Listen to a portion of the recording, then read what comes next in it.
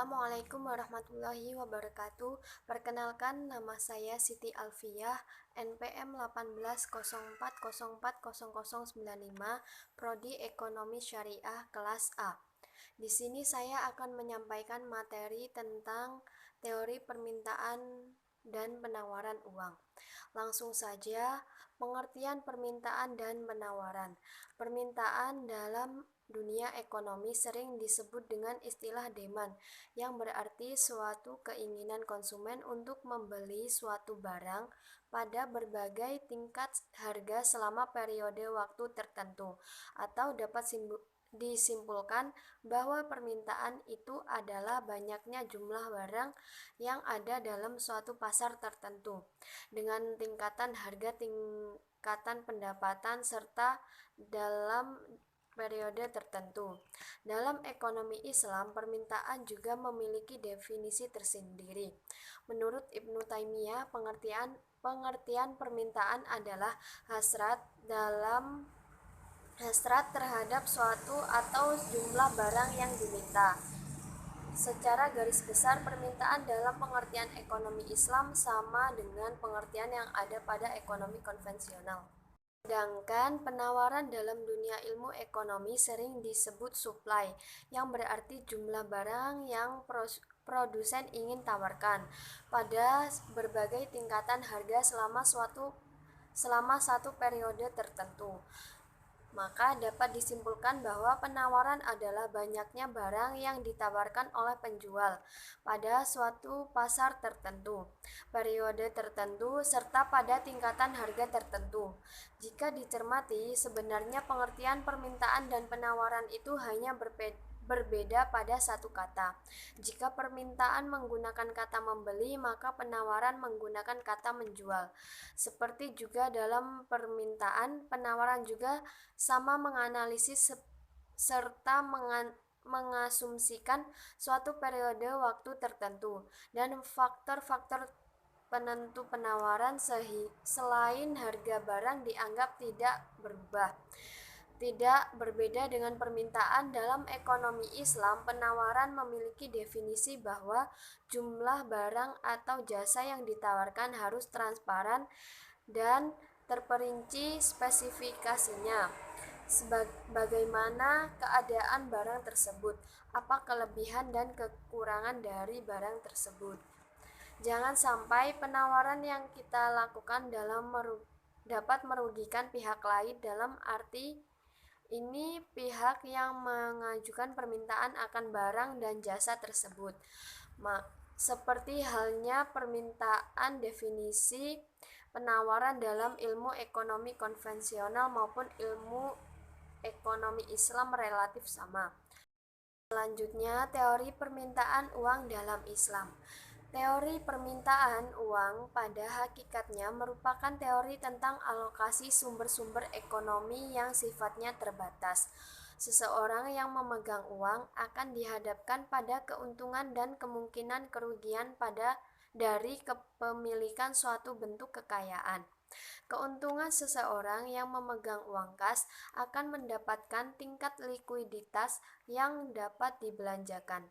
Namun, seseorang akan dihadapkan pada kemungkinan hilangnya peluang untuk mendapatkan nilai lebih uang seandainya uang tersebut diinvestasikan dalam kegiatan yang produktif. Memegang uang kas juga akan terkena risiko dari menurunnya nilai real dari uang karena adanya inflasi. Permintaan atas saldo real tergantung dari besarnya tingkat pendapatan real dan biaya atau risiko dari memegang uang kas.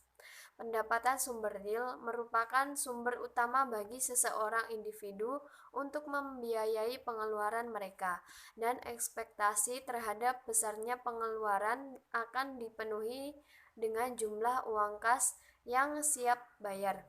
Perbedaan dalam penggunaan variabel pengganti biaya untuk memegang kas inilah yang akan membedakan di antara teori permintaan uang yang ada. Dalam teori permintaan uang dalam Islam terdapat 3 mazhab. Pertama, permintaan uang menurut mazhab Iqtisaduna.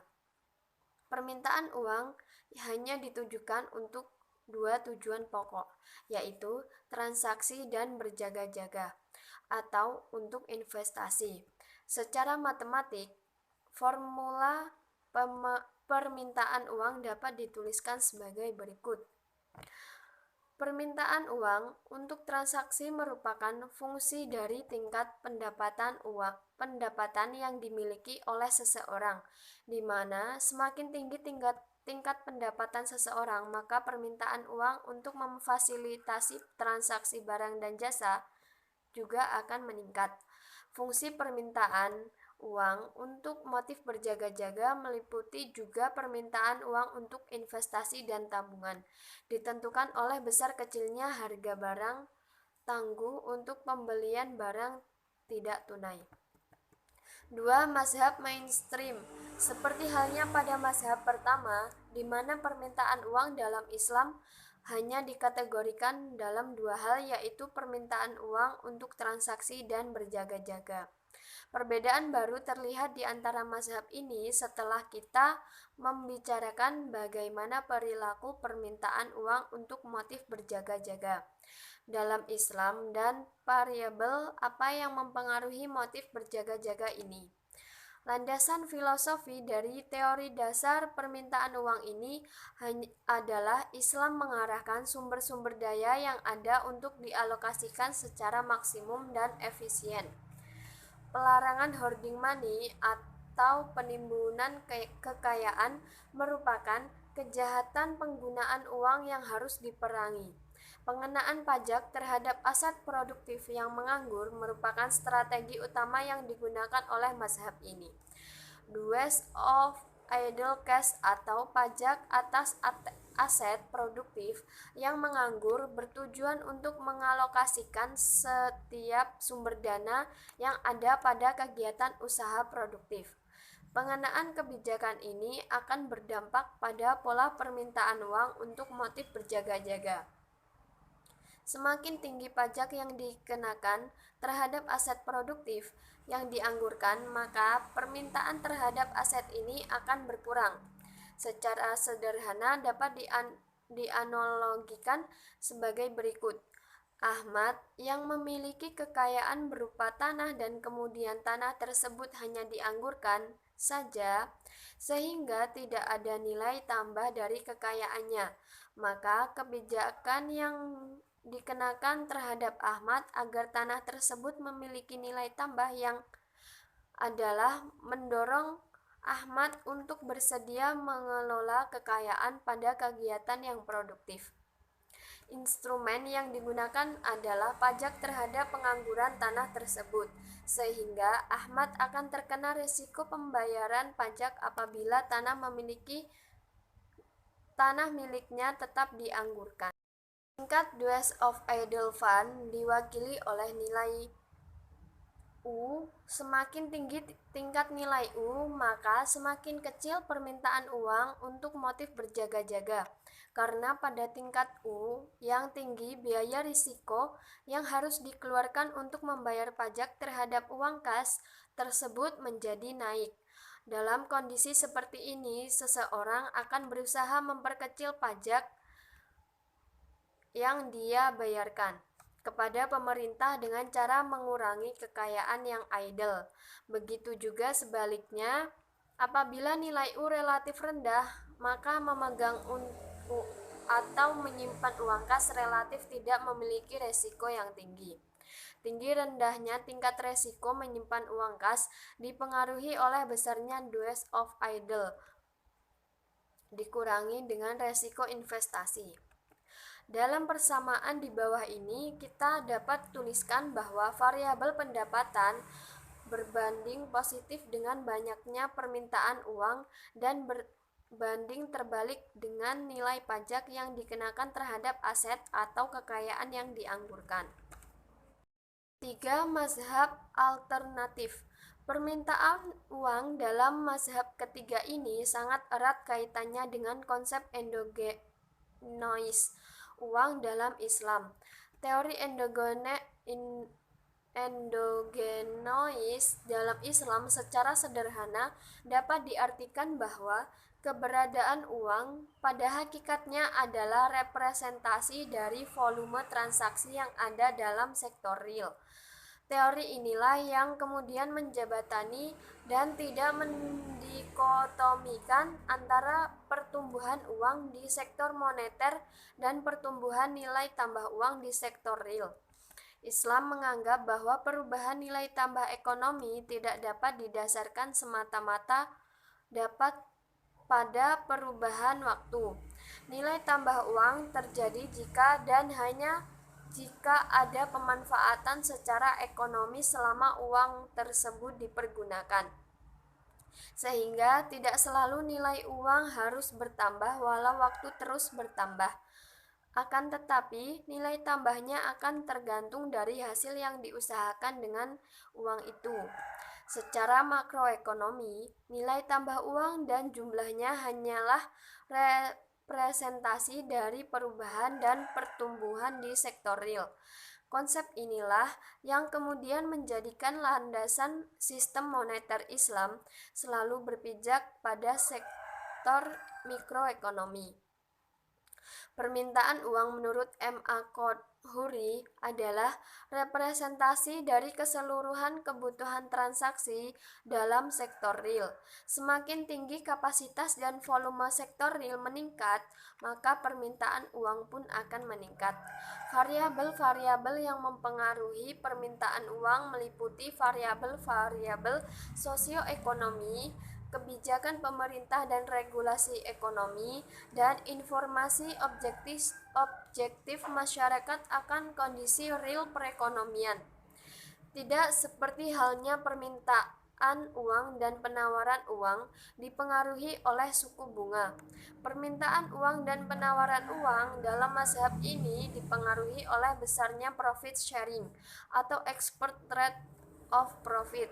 Tinggi rendahnya export rate of profit ini merupakan representasi dari proses pertumbuhan ekonomi aktual ekonomi. Export rate of profit merupakan harapan keuntungan yang bisa didapatkan dari menginvestasikan uang di sektor real. Peningkatan investasi berarti penurunan permintaan uang kas yang disimpan. Apabila export rate of profit yang akan didapatkan dari kegiatan investasi di sektor real meningkat, maka penawaran investasi juga akan meningkat. Tingginya penawaran investasi akan menyebabkan penurunan jumlah uang kas real yang dipegang masyarakat. Artinya, peningkatan export rate of profit menjadikan orang berkeyakinan bahwa pemegang uang kas yang berlebih mengandung kerugian akan hilangnya kesempatan untuk mendapatkan keuntungan bisnis. Akibatnya, seseorang akan menyesuaikan berapa besar permintaan uang kas real yang dipegang terhadap besarnya export rate of profit. Permintaan uang sebagai manifestasi dari aktual kapasitas transaksi sektor real adalah penjumlahan dari total permintaan uang oleh individu atau lembaga keuangan. Selanjutnya, teori penawaran uang dalam Islam. Penawaran uang dalam ekonomi Islam dikontrol oleh negara sebagai pemegang monopoli atas penerbitan mata uang sebagai alat tukar yang sah. Islam membuat suatu ketentuan yang jelas tentang suatu badan keuangan nasional atau Central National Finance House dengan cabang-cabang yang terbesar di seluruh negeri. Badan ini yang pada masa awal Islam disebut Baitul Mal merupakan prototipe dari semua bank sentral modern milik negara yang melaksanakan seluruh fungsi seperti yang dilakukan oleh bank sentral dengan mengecualikan penerbitan mata uang dan fungsi lain yang telah dipercayakan Islam kepada bendahara negara. Negara melakukan sendiri kontrol terhadap penerbitan uang dan kepemilikan atas semua bentuk uang, baik uang logam, uang kertas, atau kredit. Negara melalui Badan Keuangan Nasional beserta perwakilan cabang-cabangnya berkuasa penuh untuk mengontrol uang logam, pencetakan uang kertas, dan pengadaan bahan-bahan uang dengan proporsi yang layak antara perunggu, nikel, perak, dan emas serta kertas. Sesuai dipandang paling praktis, benda-benda ini akan mempunyai status penuh sebagai uang sesuai dengan denominasinya dan pasti diterima sebagai alat tukar yang sah dalam bentuk transaksi tanpa terpengaruh oleh keadaan apakah ia diberikan secara terpisah atau bersama-sama. Sekian materi yang dapat saya sampaikan. Saya akhiri. Wassalamualaikum warahmatullahi wabarakatuh.